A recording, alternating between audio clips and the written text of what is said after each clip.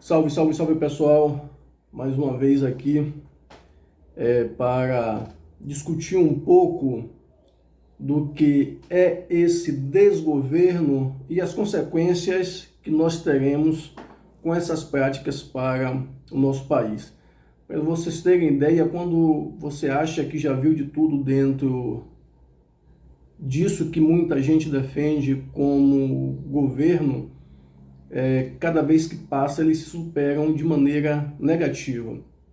Semana passada foi lançada a MP do Projeto Verde e Amarelo, que para o trabalhador brasileiro, assim como foi a reforma da Previdência e a reforma trabalhista, vai ser uma maravilha. Assisti recentemente um vídeo denúncia do senador Randolfo Rodrigues, onde ele explicava um pouco de como essa MP afeta o trabalhador brasileiro e o quanto está sendo cruel esse próprio governo com o trabalhador como um todo. Vocês terem ideia, de maneira bem resumida, o projeto incide diretamente sobre os rendimentos que o trabalhador vai receber após a demissão. FGTS hoje, que é pago quando você é demitido, é o equivalente a 8%, que dá em aproximadamente R$ 1.457. A proposta atual do governo é que isso caia para 2%, ou seja, vai deixar de ser 8% e cai para 2%. A multa trabalhista, quando você é demitido sem justa causa, você recebe uma multa que é equivalente a 40%. A proposta do governo, com essa medida ou esse plano verde e amarelo, que é para gerar empregos, isso cai para 20%. Ou seja, corta pela metade essa multa se você for demitido não for demitido sem justa causa. Além de tudo isso, para tornar um pouco pior, em cima do seu seguro-desemprego vai ser tributado 8%. Ou seja, você já recebe um seguro-desemprego que quase sempre você vai apertar o máximo possível para poder pagar suas dívidas e até esperar uma recolocação no mercado de trabalho. E agora, em cima desse seguro, você vai ser tributado em 8%. Esse realmente é um governo que se supera cada dia que passa, em todos os aspectos, mas principalmente nos aspectos negativos. Humilhando e massacrando o trabalhador brasileiro, deixando a população morrer de fome. Nós temos aí 117 milhões de pessoas em situação de vulnerabilidade alimentar, e para o governo isso pouco importa, é apenas números, tanto que nós temos um auxílio emergencial pífio, já falamos disso aqui várias vezes. Nós temos um governo que deixa a população morrer, nós estamos chegando a quase 400 mil mortes pela Covid, e o governo faz de conta de que nada está acontecendo. Nós temos um novo ministro da Saúde, que eu chamo de ministro Pinóquio. Ele começou dizendo que em abril iria ser vacinado 1 milhão de pessoas por dia no Brasil. Primeiro que o governo não comprou vacina para isso. Não tem vacina disponível para isso. Quando o governo teve a oportunidade de comprar vacina, não quis comprar. E aqui não é conversa, como muita gente disse, que é conversa de petralha, que é conversa da oposição. Eu já disse várias vezes, você ser de esquerda não significa que você é PT. É simplesmente você querer um país mais justo e mais igualitário, onde a gente tenha menos pobres e mais ricos. O governo teve a oportunidade de comprar da Pfizer, já falei também disso aqui outras vezes, 70 milhões de doses. O meu contrato da Pfizer foi em julho de 2020. Em agosto a Pfizer tornou novamente a oferecer e o governo disse não. Essas doses seriam entregues em dezembro de 2020, que daria para vacinar aproximadamente 35 milhões de brasileiros. E aí depois você teve o Pazuello, que era pau-mandado do atual presidente, que não comprou as vacinas da Coronavac inicialmente. Disse que era vacina a qual quem tomasse ia virar jacaré ou coisa do tipo. Enquanto isso, a Covid continuou matando e continua matando, e muita gente defendendo esse governo. Agora, novamente, o ministro da Saúde, Pinóquio, ele tinha garantido que até o final de maio o grupo de risco seria vacinado. Mudou novamente a projeção que talvez, final de setembro. E os articuladores e defensores, os terraplanistas que abraçam esse governo, é o caso do ex-secretário de comunicação, Fábio Weingarten, foi para uma revista de circulação nacional dizer que a culpa de não comprar vacina e do caos na saúde é meramente do Ministério da Saúde por uma gestão pouco qualificada. Mas em momento nenhum ele fala que diretamente o presidente da República interferia em todas as ações do Ministério da Saúde, tanto que o Mandetta ficou pouco mais de 9 meses, se não me engano, não falha a memória, no cargo. Aí veio o Taixe, que esse durou pouco mais de 30 dias, e depois teve o Pazuello que dizia amém, era simplesmente uma lagartixa, dizia amém para tudo que o presidente falava, e agora o ministro Pinóquio, que cada dia conta uma lorota diferente, e muita gente aplaude e acha isso maravilhoso. E quando a gente acha que a coisa vai melhorar, pelo contrário, ela piora. O governo assinou ontem, como a gente costuma dizer, no apagar das luzes, o orçamento de 2021, que já estava atrasado há muito tempo. Até por uma questão de jogo político, de interesse político por parte do Centrão. Porque o Centrão é tudo aquilo de ruim que existe na política brasileira e que a população continua aplaudindo, carregando nas costas e votando. É aquele grupo fisiológico que é do toma lá da cá. Grupo esse que o presidente fez parte a vida inteira e disse que jamais iria se envolver nisso aí. E agora ele volta, pega o Centrão. Na verdade, ele não põe o Centrão sentado no colo dele, ele senta no colo do Centrão, porque hoje ele está na mão do Centrão. Esse orçamento teve um corte de 20 bilhões de reais.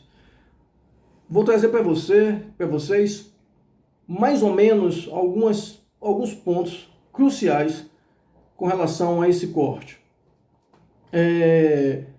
Primeiro, não vai haver censo demográfico, porque não tem recursos para isso. Mais uma vez, isso aconteceu lá no governo Fernando Collor de Mello e agora novamente. E qual a importância do censo demográfico? É justamente para que a gente possa fazer planejamentos e investimentos na área de saúde, educação, segurança, infraestrutura. Então, esqueça censo demográfico, mas o governo está no caminho certo, segundo muitos terraplanistas e muitos lunáticos psicopatas que defendem esse governo. Segundo ponto, o governo cortou só do Ministério do Desenvolvimento Regional 8,7 bilhões de reais. Ou seja, são menos recursos para investir em regiões como o Norte e Nordeste, por exemplo, que são as regiões mais pobres e mais carentes do nosso país.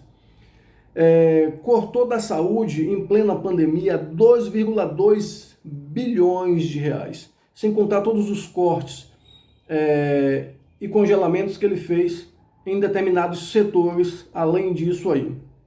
O corte na educação é de 1,2 bilhões, não, perdão, 1,1 bilhão, e mais o bloqueio e congelamento de recursos da educação de 2,7. Agora, se cortou também em pesquisa e ensino a nível superior, 128 milhões de reais. O corte, por exemplo, para a Fiocruz em pesquisa e desenvolvimento é de 10 milhões de reais. Mas esses cortes tudo foram feitos justamente para que o governo não pudesse cortar as emendas parlamentares propostas pelo Centrão, porque 2022 é ano de eleição.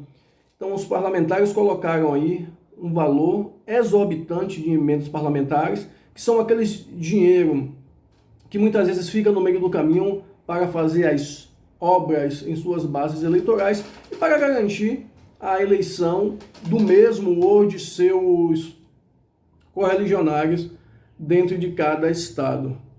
Então, aí fica a questão: como é que alguém que consegue pensar sozinho, que consegue enxergar o que está em sua volta, apoia tudo isso. Redução de ganho do trabalhador. População morrendo pela Covid porque não tem vacina. SUS pedindo socorro. Tivemos a crise dos kits de intubação que precisou a iniciativa privada comprar o equivalente a 1 bilhão lá fora para poder trazer para que então os médicos pudessem usar. E as pessoas aplaudem isso de maneira tão eloquente. São essas mesmas pessoas que dizem que não gostam de política, que dizem que todo o problema do governo está justamente na Globo e no PT, e que vai para as redes sociais aplaudir esse governo. São essas mesmas pessoas que dizem que a Coronavac, produzida pelo Butantan, era a vacina de comunista, que correram para as filas para tomar suas vacinas. Eu acho que essas pessoas deveriam tomar vacina contra a fitosa, não contra o coronavírus. Apesar de que eu defendo a vida a todo custo, a todo ponto. Mas deveriam fazer igual o seu presidente, não tomarem a vacina. Ou a fitosa, que talvez é mais barato para a população, para o Ministério da Saúde, apesar de que aí seria vacinado pelo Ministério da Agricultura. Mas a gente chegou a tudo isso, primeiro porque nós tivemos alguns pontos de 2016 para cá, como a mídia comercial, que trabalhou com a iniciativa privada para tirar o PT do poder. Não estou aqui defendendo que o PT seja a oitava maravilha do mundo, não é isso. Não quero também fazer juízo de valor, mas eu tenho as minhas concepções, as minhas opiniões com relação a tudo que o PT fez e deixou de fazer, e não vou querer tapar o sol com a peneira.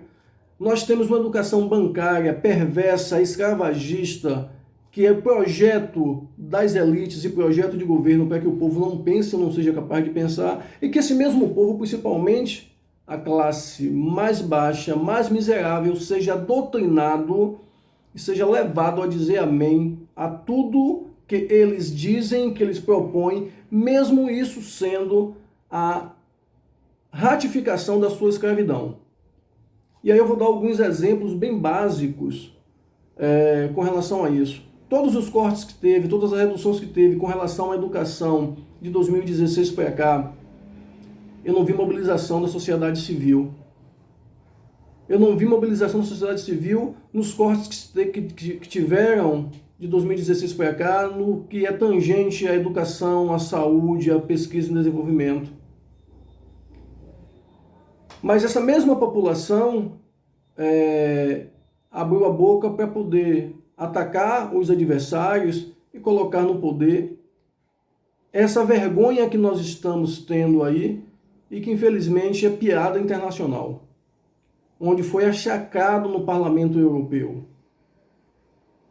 onde agora na cúpula do clima as celebridades norte-americanas e boa parte mundial foram para as redes sociais pedir ao governo Biden para não fechar nenhuma parceria com o governo brasileiro, pois o mesmo não respeita o meio ambiente, não respeita. E quando é que um governo desse vai dar certo? Nunca. Nunca, porque é um governo pensado para ricos, não para a população como um todo. É um governo ao qual pouco se interessa, ou pouco se sensibiliza com a dor da população. É um governo que está pensando nos ricos e poderosos, e onde para ele a população, ou para eles, a população serve simplesmente e deve ser lembrada a cada eleição. Nada mais nada menos do que isso. Mas enquanto a gente achar que não deve discutir, não deve debater política, vamos continuar agindo dessa forma e achando tudo isso normal. Vamos continuar elegendo mal, vamos continuar deixando a responsabilidade das decisões políticas para aqueles que, infelizmente, pensam na manutenção do seu status quo e na escravização cada vez mais do povo brasileiro. Porque antes a escravização ela era das correntes. Hoje ela é social, educacional e financeira. E, infelizmente, esse problema nós vamos carregar durante muito tempo aí no nosso país e a população vai pagar um preço muito caro com relação a tudo isso, principalmente no que diz respeito à perca de direitos e à liberdade de expressão.